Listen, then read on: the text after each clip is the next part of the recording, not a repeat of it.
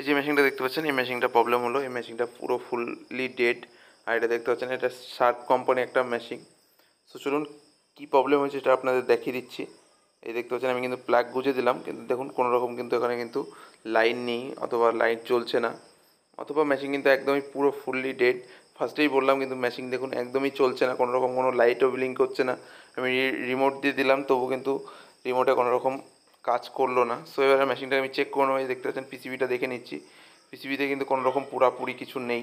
So এই পিসিবিটা আমি খুলে নিয়েছি, খুলে নেওয়ার পরে দেখুন মেশিনটাকে আমি প্যাক করে দিলাম। সো এবার চলুন আউটডোরের পিসিবিটাও আমি খুলে নেবো, কারণ দুটোই চেক করিয়ে নিয়ে আসবো, কারণ কোনটা প্রবলেম সেটা কিন্তু বোঝা যাচ্ছে না। যার জন্য আমি দুটো পিসিবি ঠিক করে তারপরে নিয়ে আসবো। দেখছেন আমি আউটডোরে চলে এসেছি, আউটডোর পিসিবিটাও খুলে নিলাম। খুলে নিয়ে এবার আমি চলে যাব, চলে যে মোটামুটি সপ্তাহখানিক পরে, মেবি আমি সপ্তাহখানিক পরেই গেছিলাম কাস্টমার, যেহেতু বৃষ্টি পড়ছিল। সো এই মেশিনে আমি আবার যেদিন যাবো সেদিন এর ভিডিওটা আপনাদের দেখিয়ে দিচ্ছি একবারে। আজ দেখতে পাচ্ছেন আমি কিন্তু প্রত্যেকটা টার্মিনাল সুন্দর মতো খুলে নিলাম, প্রত্যেকটা জ্যাক খুলে নিয়েছি। সো এবার আমি এই যে পিসিবিটা নিয়ে চলে যাব। এই দেখতে পাচ্ছেন পিসিবিটা সেম পিসিবি সেদিনকে এসে আবার লাগিয়ে দিয়ে যাবো, সেটাও আপনাদের দেখিয়ে দেবো।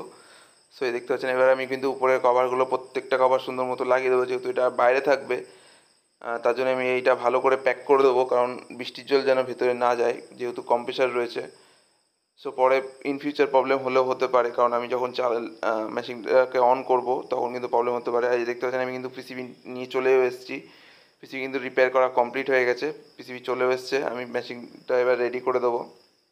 এই দেখুন পিসিবিটা, আর এই দেখতে পাচ্ছেন সেম মেশিন। এবার আমি লাগিয়ে আপনাদের দেখিয়ে দেবো মেশিনটা কি চলছে না সেম প্রবলেমই রয়েছে।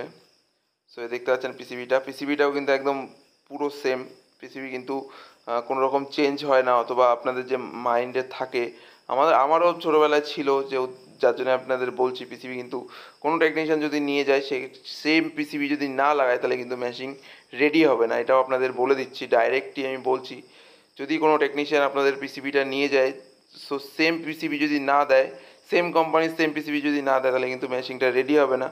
আর এই যে দেখতে পাচ্ছেন মেশিন কিন্তু আমি চালিয়ে দিচ্ছি, এ দেখুন মেশিন কিন্তু আমি চালিয়ে দিচ্ছি, এখন কিন্তু মেশিন একদম ফার্স্ট ক্লাসভাবে চলছে, ফার্স্ট ক্লাসভাবে ঠান্ডা দেবে।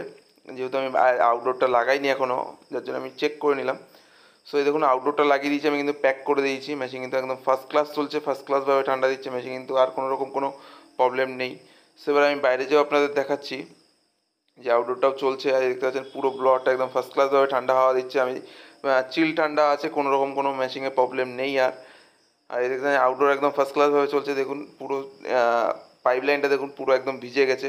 সো আমার ভিডিও কেমন লাগলো অবশ্যই জানাবেন। Thank you for watching.